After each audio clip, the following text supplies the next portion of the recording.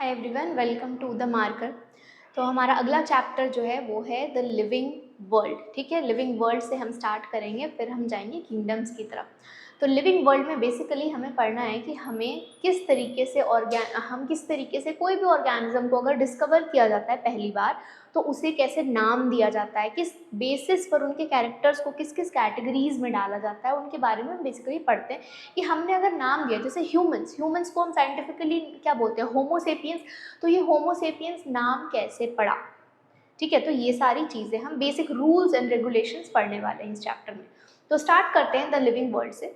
Living world में सबसे पहले आता है लिविंग। तो अगर हम लिविंग की बात करें तो किसी भी चीज़ को या किसी भी ऑर्गेनिज्म को हम लिविंग कब कहेंगे, उसमें कुछ कैरेक्टरिस्टिक्स होने चाहिए जिससे हमें पता चल रहा है ये लिविंग है, ये नॉन लिविंग है। अगर हम बोले एक बेंच है, तो बेंच क्यों लिविंग नहीं है?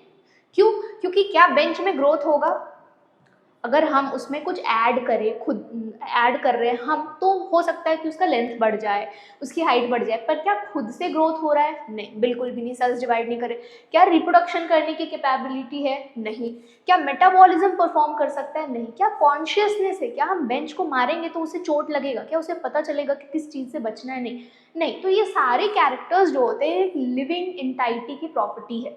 किसी जानवर को हम मारने जाएंगे तो उसे पता है कि मुझे भागना है। किसी जानवर में ग्रोथ अपने आप होगा, रिप्रोडक्शन की कैपेसिटी है, उसमें मेटाबॉलिज्म कर रहा है, वो डे टू डे लाइफ में ऑक्सीजन ले रहा है, कार्बन डाइऑक्साइड निकाल रहा है, काइंड ऑफ एक एग्जाम्पल है मेटाबॉलिज्म का।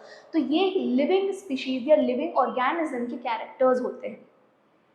चलो अब हम आ जाते हैं बायोडाइवर्सिटी पर। मतलब हम बायोडाइवर्सिटी में बोल रहे हैं कि हमारे पूरे अर्थ पे जितने भी ऑर्गेनिजम्स है, जो एक स्पीशीज हमने डिफाइन किया है, वो एक अलग कैटेगरी में आ जाते हैं। वो एक डाइवर्सिटी में ऐड कर, डाइवर्सिटी मतलब बहुत सारी चीज़ें। ठीक है, डाइवर्सिफिकेशन मतलब मल्टीपल चीज़ें हैं जो अलग अलग है, एक जैसे नहीं, अलग अलग मल्टीपल चीज़ें हैं। तो बायोलॉजिकल डाइवर्सिटी, ठीक है, बायोडाइवर्सिटी में आता है distribution of animal and plant and even micro organism और अर्थ। पूरे अर्थ पे जितने भी ऑर्गेनिजम्स हैं, चाहे वो माइक्रो ऑर्गेनिज्म हो, चाहे वो एनिमल की कैटेगरी में आते हो, चाहे वो प्लांट की कैटेगरी में आते हो, सब के सब बायोडाइवर्सिटी में कंट्रीब्यूशन करेंगे, हमारे बायोलॉजिकल वर्ल्ड की डाइवर्सिटी को बढ़ा रहे हैं। ठीक है, वैरायटीज बढ़ा रहे हैं। अब हम आ जाते हैं, अभी तक टोटल 1.7 टू 1.8 मिलियन स्पीशीज को डिस्कवर किया गया है ओवरऑल। अब स्पीशीज क्या है, हमने स्पीशीज की बात की, तो स्पीशीज किसको कहते हैं? स्पीशीज वैसे ग्रुप ऑफ ऑर्गेनिजम्स होते हैं जो कि केपेबल होते हैं इंटरब्रीडिंग में। ठीक है, नेचुरली इंटरब्रीडिंग। और नेचुरली इंटरब्रीडिंग करने के बाद उनके जो ऑफ स्प्रिंग्स होंगे वो फर्टाइल होंगे, तब हम उनको एक स्पीशीज में रखते हैं। आर्टिफिशियली हम हाइब्रिडाइजेशन करवा देते हैं दो अलग अलग प्लांट्स की, पर क्या वो सेम स्पीशीज है? सेम स्पीशीज नहीं होंगे। अगर वो नेचुरली इंटरब्रीड कर रहे हैं तो ही हम उन्हें सेम स्पीशीज मानेंगे। तो स्पीशीज के ये एक कैरेक्टरिस्टिक फीचर होता है कि वो नेचुरली इंटरब्रीड करना चाहिए, और जो ऑफस्प्रिंग्स होंगे वो फर्टाइल ही होने चाहिए, वो स्टेराइल नहीं होने चाहिए। कुछ एक्सेप्शंस आ सकते हैं, बाय एक्सेप्शनल। ठीक है, हो सकता है कि स्टेराइल निकल जाए, बट नॉर्मली जनरली वो फर्टाइल होना चाहिए। अब हम आ जाते हैं कि हम क्या क्या करेंगे, कैसे हमने नाम दिया किसी भी। मान लो हमने एक यहाँ देखा कि पेड़ उग रहा है, हमने जानने की कोशिश की भाई ये पेड़ क्या है, इसके कैरेक्टर्स क्या है, इसके इम्पोर्टेंस क्या है, ये किस चीज़ में हम इसे यूज़ कर सकते हैं, क्या हम इसे एज अपना गार्डन में लगा सकते हैं, क्या इससे फ्रूट निकलेगा, क्या इससे फ्लावर निकलेंगे, या क्या ये हमें नुकसान तो नहीं कर रहा है, कैसे पता लगाएंगे? हम सबसे पहले अभी हमारा नेचुरल इंस्टिंक्ट क्या है, गूगल लेंस खोल के हम देख लेंगे कौन सा पेड़ है। पर क्या पता ये कभी रजिस्टर ही ना हुआ, क्या पता हमारी पहली डिस्कवरी है, हमने देखा है कि ऐसा प्लांट आज तक रिकॉर्ड में ही नहीं है। पर ऐसा तो नहीं है कि अर्थ पे जितने भी ऑर्गेनिज्म, जितने भी प्लांट, जितने भी एनिमल्स है वो सब के सब रिकॉर्डेड है। ऐसा नहीं है, बिल्कुल भी नहीं है। हो सकता है एक नया ऑर्गेनिज्म बाय म्यूटेशन, एक नए ऑर्गेनिज्म का बर्थ हुआ हो। तो अगर हमने डिस्कवर किया तो हम कैसे पता लगाएंगे, हम कैसे उसका नामकरण करेंगे, कैसे नॉमेनक्लेचर करेंगे, कैसे उसे रिकॉर्ड करेंगे कि हमने एक नया प्लांट डिस्कवर किया। पहले तो हम पता लगाएंगे कि ऑलरेडी ऐसे कैरेक्टर्स वाले प्लांट है या नहीं। अगर नहीं है तो हम आइडेंटिफाई कर रहे हैं कि प्लांट छोटा सा है या बड़ा है, लीफ ग्रीन है या येलो है, इसमें थॉर्न्स है या नहीं है, फ्लावर्स है या नहीं है। मतलब ये सारे जनरल कैरेक्टरिस्टिक्स जो हमें आंखों से दिख रहे हैं। फिर हम और इसके मॉलिक्यूलर लेवल पे जाएंगे, हम सेल्यूलर स्ट्रक्चर पे जाएंगे, इनको पत्ते तोड़कर लेकर आएंगे या स्टेम तोड़कर लेकर आएंगे, उनके सेल्स को आइडेंटिफाई करेंगे, माइक्रोस्कोप में देखेंगे। फिर सेल से मॉलिक्यूलर लेवल पर जाएंगे, डीएनए आरएनए का एनालिसिस करेंगे कि कहाँ से आया, क्या म्यूटेशन होके आया, क्या हाइब्रिडाइजेशन से आया, किस तरीके से आया। तो इस बेसिस पर हम चीज़ें करते जाएंगे, हम चीज़ें ढूंढते जाएंगे और उसके बाद फाइनली इनको एक ग्रुप में डाल दिया जाएगा और तब इनका हम नॉमेनक्लेचर कर चुके होंगे, इनका एक नया नाम हम रख चुके होंगे।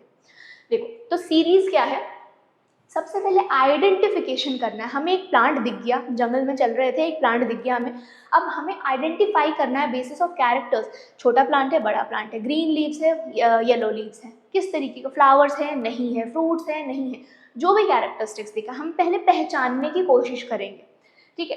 दूसरा है नॉमेनक्लेचर, अब हम नाम रखेंगे based on certain characters.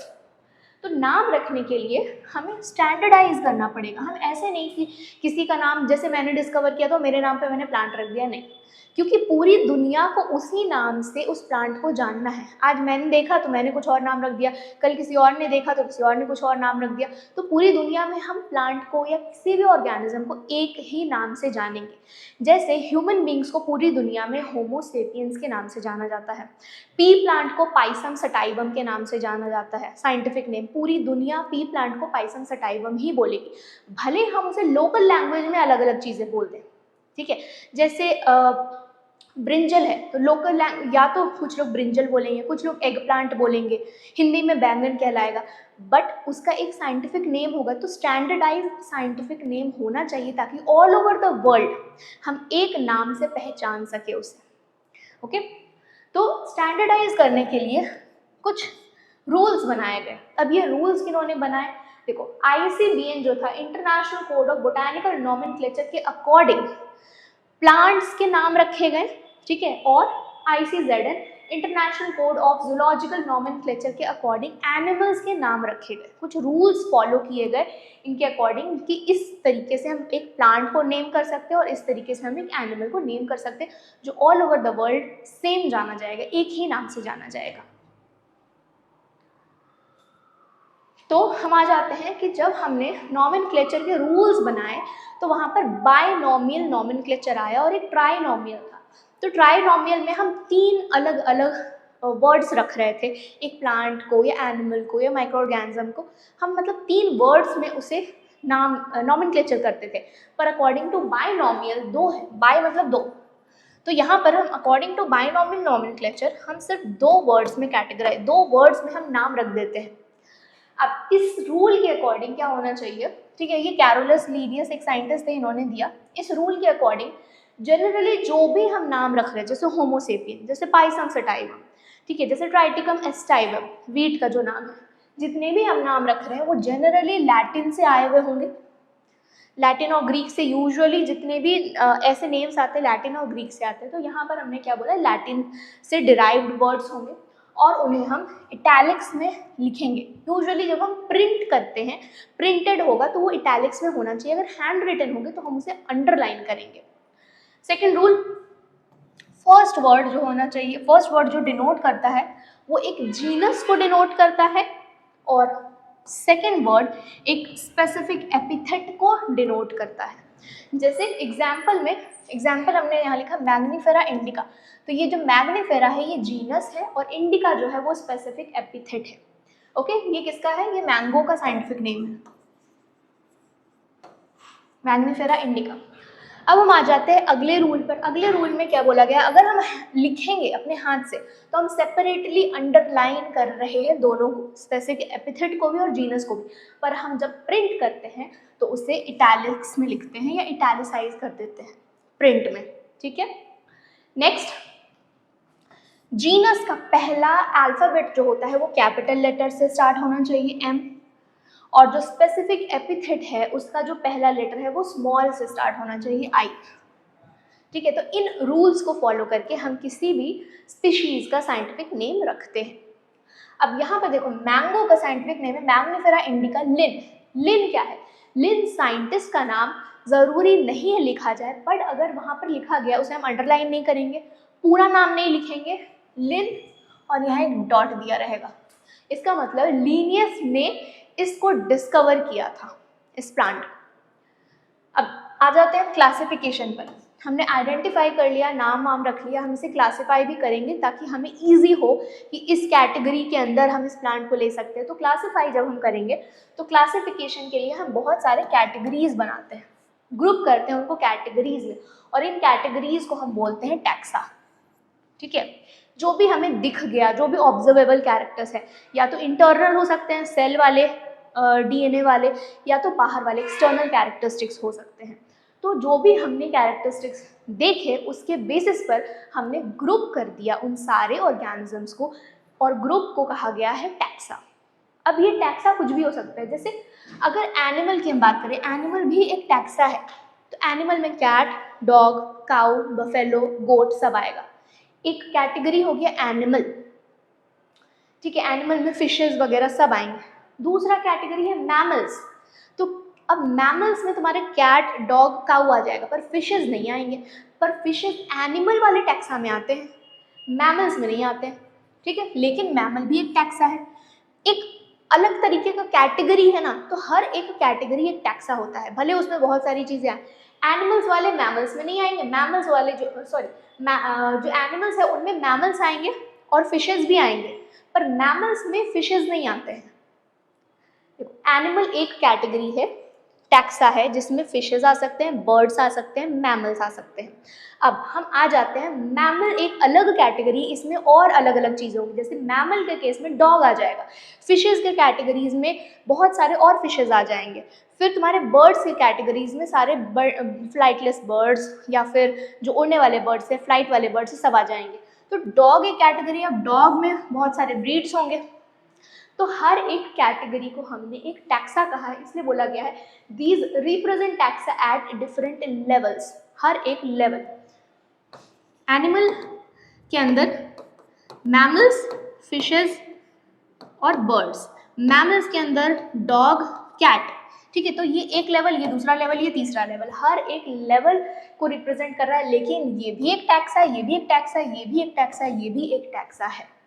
Okay, चलो अब हम आ जाते हैं, जब हम इन्हें टैक्सा में कैटेगराइज कर दिए तो उस प्रोसेस ऑफ क्लासिफिकेशन या उस प्रोसेस ऑफ कैटेगराइजेशन को हम बोलते हैं टैक्सोनॉमी। और इसका बेसिस क्या होता है, किस बेसिस पर हम एक टैक्सा में किसी भी ऑर्गेनिज्म को रखेंगे। तो बेसिस ऑफ क्लासिफिकेशन जो होता है यहाँ पर टैक्सोनॉमी में, जो हम प्रोसेस कर रहे हैं उसे हम कहेंगे टैक्सोनॉमी। तो टैक्सोनॉमी के लिए बेसिस क्या होना चाहिए, एक्सटर्नल और इंटरनल स्ट्रक्चर्स हम देखेंगे। ठीक है, सेल के स्ट्रक्चर देखेंगे हम, डेवलपमेंट प्रोसेस देखेंगे, भाई डेवलपमेंट कैसे हो रहा है, डायरेक्टली हो रहा है, इनडायरेक्टली हो रहा है, किस तरीके से मेटामॉर्फोसिस हो रहा है, नहीं हो रहा है। ठीक है, इकोलॉजिकल इन्फॉर्मेशन भी, इकोलॉजिकली कैसे एडवांस्ड हुए हैं, कैसे डेवलपमेंट हुआ है उनका, इकोलॉजिकल प्रोग्रेशन क्या है, इकोलॉजिकल सिग्निफिकेंस क्या है, सब कुछ इंक्लूड करेंगे। अब हम आ जाते हैं बेसिक्स ऑफ टैक्सोनॉमी। टैक्सोनॉमी हमने बोला कि जिस प्रोसेस से हम किसी भी ऑर्गेनिज्म को एक टैक्सा के अंदर रख दे रहे हैं उसे हम बोलते हैं टैक्सोनॉमी, उस प्रोसेस को हम बोलते हैं टैक्सोनॉमी। तो टैक्सोनॉमी के लिए कैरेक्टराइजेशन ज़रूरी है, इसके कैरेक्टर्स ढूंढ लिए, प्लांट है, फोटोसिंथेसिस कर रहा है, ग्रीन लीव्स है, स्टेम है, रूट्स है, कैरेक्टर्स ढूंढ चुके हैं, आइडेंटिफाई कर चुके हैं भाई, ठीक है, हमें दिख गया कैरेक्टर्स, क्लासिफाई कर दिए उसे अलग, या तो प्लांट में किए तो प्लांट में डाइकॉट्स है या मोनोकॉट्स है, ठीक है, और फिर नाम रख चुके। तो ये सारी चीज़ें इंपॉर्टेंट है एक टैक्सोनॉमी में। अब टैक्सोनॉमी हमारे पास दो तरीके के हो सकते हैं, या तो क्लासिकल या तो मॉडर्न। क्लासिकल टैक्सोनॉमी में हम एक्सटर्नल फीचर्स, वेजिटेटिव फीचर और मॉर्फोलॉजिकल फीचर को ज़्यादा इंपॉर्टेंस देते थे पहले।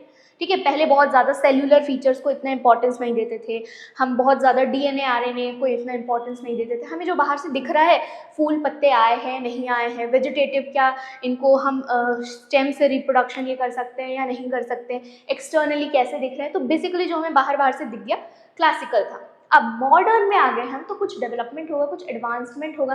तो जब हम मॉडर्न टैक्सोनॉमी की बात करते हैं तो यहाँ पर एक्सटर्नल फीचर्स तो हम देखेंगे ही, ऑब्वियसली वो सबसे पहले दिखेगा, विजिबल फीचर्स, लेकिन हम सेल के इंटरनल स्ट्रक्चर भी देखेंगे, उनमें सेल वॉल है या नहीं है, सेल मेम्ब्रेन है या नहीं है। सेल वॉल है तो किसका बना है, सेल्यूलोज का बना है तो प्लांट होगा, काइटिन का बना है फंगाई होगा। ठीक है, इकोलॉजिकल सेक्शन, इकोलॉजिकल इंपॉर्टेंस भी इम्पॉर्टेंट है। अब हम आ जाते हैं सिस्टमैटिक्स पे। सिस्टमैटिक्स क्या होता है? सिस्टमैटिक्स में हम जब टैक्सोनॉमी को फाइलोजेनी के साथ मिला दिए हैं, उस स्टडी को, उस फील्ड को हम कहेंगे सिस्टमैटिक्स। फाइलोजेनी क्या होता है? फाइलोजेनी मतलब इवोल्यूशनरी रिलेशनशिप। इवोल्यूशन में कौन पहले आया, कौन बाद में आया, इससे ये बना या इससे कुछ और बना, ठीक है।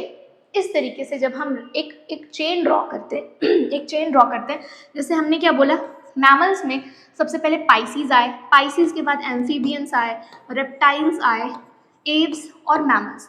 मैमल सबसे एडवांस्ड है, तो हमने क्या बोला, पाइसीज से डेवलपमेंट हुआ, एव्स, रेप्टाइल्स, मैमल्स, इस तरीके से डेवलपमेंट हो रहा है। तो इवोल्यूशनरी पाइसीज सब फिशेज जो है सबसे पहले है फिर एम्फीबियंस आए, फ्रॉग वगैरह, फिर रेप्टाइल्स आए। तो इस तरीके से एडवांसमेंट हुआ। तो जब हम इवोल्यूशन को और टैक्सोनॉमी को साथ में लेकर चलते हैं, उस टाइप के स्टडी को या उस टाइप के साइंस को हम बोलते हैं सिस्टमैटिक्स। अब सिस्टमैटिक्स, लीनियस ने इसे यूज करके एक बुक पब्लिश किया, सिस्टमा नेचुरी। सिस्टमा नेचुरी में इन्होंने साइंटिफिक नेम ऑफ एनिमल्स बहुत सारे लिखे, ठीक है, बहुत सारे रूल्स बनाए, बहुत सारे नेम ऑफ एनिमल्स के साइंटिफिक नेम इन्होंने लिखा था। अब हम आ जाते हैं टैक्सोनॉमिक कैटेगरीज पर। देखो, कैटेगरी और टैक्सा। कैटेगरी ब्रॉड वे में हम क्या बोलेंगे, पहले तो याद रखना है कि हायरार्की क्या होता है, टैक्सोनॉमिक हायरार्की। टैक्सोनॉमिक कैटेगरीज में ये कैटेगरी हो गए सारे, और ये टैक्सा के नेम हो गए। अब इनको हम बोलते हैं टैक्सोनॉमिक हायरार्की। हायरार्की मतलब एक के बाद एक, उस मतलब एक से लिंक्ड एक। हायरार्की मतलब बेसिकली, हायरार्की मतलब जैसे होता था पहले, राजा का बेटा भी राजा बनेगा, उसका बेटा राजा बनेगा, ठीक है, तो लिंक एक चला, चेन चला आता था। तो यहाँ पर टैक्सोनॉमिक हायरार्की में हम क्या बोलते हैं, सबसे ऊपर कौन है, सबसे बड़ा कैटेगरी है किंगडम का। किंगडम के अंदर बहुत सारे फाइलम आएंगे या डिवीजन आएंगे। फाइलम बेसिकली एनिमल्स के लिए यूज करते हैं, डिवीजन प्लांट्स के लिए यूज करते हैं, ठीक है। बहुत सारे फाइलम या डिवीजन में, एक फाइलम या डिवीजन में बहुत सारे क्लासेस आएंगे। क्लास के अंदर बहुत सारे ऑर्डर आएंगे, ऑर्डर के अंदर बहुत सारे फैमिली आएंगे, फैमिली के अंदर बहुत सारे जीनस आएंगे, और जीनस के अंदर बहुत सारे स्पेसिफिक एपिथेट आएंगे। और जब जीनस और स्पेसिफिक एपिथेट को हम मिलाते हैं तो बोलते हैं एक स्पीशीज है। जैसे टैक्सा हमने लिया होमोसेपियंस, होमोसेपियंस को हम क्या बोलते हैं, ये दोनों मिलाकर बनाता है एक स्पीशीज। स्पीशीज क्या है हमारे पास, होमोसेपियंस। होमोसेपियंस जो है सबसे बड़ा कैटेगरी किंगडम एनिमेलिया में आता है। एनिमेलिया के अंदर बहुत सारे कॉर्डेटा, नॉन कॉर्डेटा आ सकते हैं, तो इनके फाइलम है कॉर्डेटा। कॉर्डेटा के अंदर मेमेलिया आता है, फिशेज आते हैं, एम्फीबियंस आते हैं, जिसमें कि हम जो है वो मेमेलिया वाले में आते हैं। मेमेलिया क्लास के अंदर बहुत सारे प्राइमेट्स, नॉन प्राइमेट्स जो होते हैं वो ऑर्डर में आते हैं। ऑर्डर प्राइमेट्स हो सकता है, नॉन प्राइमेट्स हो सकता है, हम प्राइमेट्स वाले ऑर्डर में आते हैं। प्राइमेट में हम होमिनिडी फैमिली में आते हैं, और हमारे जीनस का नाम है होमो, स्पेसिफिक एपिथेट का नाम है सेपियंस, ठीक है। तो हमारा अगर पूछा जाए कि हमारा होमोसेपियंस का ऑर्डर क्या है, तो होमोसेपियंस का ऑर्डर है प्राइमेटा। होमोसेपियंस की फैमिली क्या है, तो होमोसेपियंस हमें अपनी अपनी फैमिली नहीं बताना, होमोसेपियंस एक स्पीशीज की फैमिली है, होमिनिडी फैमिली। इस तरीके से हम कैटेगरीज डिवाइड करेंगे। तो एक किंगडम में एनिमेलिया है, प्लांटी है। तो अगर हम मानते हैं एक किंगडम, फॉर एग्जांपल एक एनिमेलिया एक किंगडम है, प्लांटी एक किंगडम है, दो किंगडम का हमने नाम लिख लिया। अब एनिमेलिया के कैरेक्टरिस्टिक्स क्या क्या है, पैर होंगे, हाथ होंगे, मूव कर सकते हैं। प्लांट के कैरेक्टरिस्टिक्स क्या है, मूव नहीं कर सकते हैं, फोटोसिंथेसिस करेंगे मैक्सिमम। तो क्या इनमें कुछ सिमिलैरिटीज है, कहीं पर हम बोल सकते हैं कि हाँ सिमिलैरिटीज ये है कि सेल होते हैं, दोनों के पास सेल होंगे, दोनों लिविंग होते हैं, ठीक है, दोनों ग्रोथ कर सकते हैं, ये सिमिलैरिटीज बेसिकली हमें मिल गई। अब हम आ जाते हैं फाइलम या डिवीजन पर। एनिमेलिया का हम एक लिख लेते हैं कॉर्डेटा, दूसरा हमारे पास आ गया नॉन कॉर्डेटा, ठीक है, नॉन कॉर्डेटा। ये दो टाइप के फाइलम हो जाएंगे एनिमेलिया के अंदर, कॉर्डेटा, नॉन कॉर्डेटा। अब जब हम कॉर्डेटा, नॉन कॉर्डेटा में आ जाते हैं तो इनमें सिमिलैरिटीज क्या होंगे, जितने भी कैरेक्टरिस्टिक्स एनिमेलिया वाले होंगे सब इन दोनों में होंगे। सिमिलैरिटीज बढ़ गए, कहीं कहीं डिफरेंस होगा, जैसे इनमें जो होता है वर्टिब्रल कॉलम होता है, इनमें नहीं होता है। तो कुछ डिफरेंसेस ज़रूर है, पर इनमें जितने भी कैरेक्टर्स होंगे सब के सब इसमें आ गए। तो यहाँ पर नंबर ऑफ सिमिलैरिटीज़ इन दोनों में ज़्यादा है या इन दोनों में ज़्यादा है? ऑब्वियसली नंबर ऑफ सिमिलैरिटीज़ इन दोनों में ज़्यादा होंगी। फिर इसी तरीके से अगर हम कॉर्डेटा में आते हैं तो कॉर्डेटा में एक क्लास मेमेलिया है, दूसरा क्लास हम बोल देते हैं पाइसीज है, फिशेज वाले। अब मेमेलिया और पाइसीज में और क्या कॉमन हो गया? दोनों के पास वर्टिब्रल कॉलम है, दोनों के पास नोटोकॉर्ड, ठीक है। तो मेमेलिया पाइसीज में ये दोनों जो है ये ज़्यादा सिमिलर हो जाएंगे। क्यों? क्योंकि इनमें सारे के सारे फीचर्स कॉर्डेटा वाले भी आ गए, एनिमेलिया वाले भी आ गए। अब प्राइमेट्स, नॉन प्राइमेट्स, ठीक है, प्राइमेट्स और नॉन प्राइमेट्स, मेमेलिया में एक प्राइमेट हो गया, एक नॉन प्राइमेट हो गया। तो अब इनमें सिमिलैरिटीज, क्योंकि मेमेलिया के हर कैरेक्टरिस्टिक आएंगे, कॉर्डेटा के सारे कैरेक्टरिस्टिक्स आएंगे और एनिमेलिया के, तो जैसे जैसे हम नीचे जाते जा रहे हैं, जितने हम स्पेसिफिक होते जा रहे हैं, वहाँ पर हमारे पास सिमिलैरिटीज बढ़ते जा रही है, और जैसे जैसे हम दूर जा रहे हैं, बड़े कैटेगरीज की तरफ जा रहे हैं, हमारे डिफरेंसेस बढ़ रहे हैं। ओके, इसी तरीके से अलग अलग और है हमारे पास। हाउस फ्लाई का नाम दिया हुआ है। हाउस फ्लाई के हमारे पास phylum, classes, order, family, genus and specific epithet है। मैंगो का दिया है और वीट का दिया है, ये एनसीईआरटी में दिया हुआ है, तो हमें याद करना है। ओके, तो बेसिकली इतना ही था। हमारे बहुत छोटा सा चैप्टर है। हमें बेसिकली इसमें कैसे हमने नॉमेनक्लेचर किया, टैक्सोनॉमी बहुत इंपॉर्टेंट है, सिस्टमेटिक्स से बहुत बार क्वेश्चन आया है, सिस्टमा नेचुरी किसने पब्लिश किया, किसके लिए पब्लिश किया, इंपॉर्टेंट है। और इस वाले टेबल से तो हज़ारों बार क्वेश्चन आ चुके हैं, ठीक है, ये टेबल तो बिल्कुल भी नहीं भूलना है। और जितने हम ऊपर जाते जाएंगे टैक्सोनॉमिक हायरार्की में, जितने बड़े लेवल पर जाएंगे, सिमिलैरिटीज़ कम होंगी, डिफरेंसेस बढ़ेंगे। जितने छोटे लेवल पर आएंगे, सिमिलैरिटीज़ बढ़ जाएंगी, डिफरेंसेस कम होते जाएंगे, ठीक है, ये याद रखना है। बस इतना ही था इस चैप्टर में। Thank you very much for listening and all the best for your NEET 2025। Keep studying. Thank you.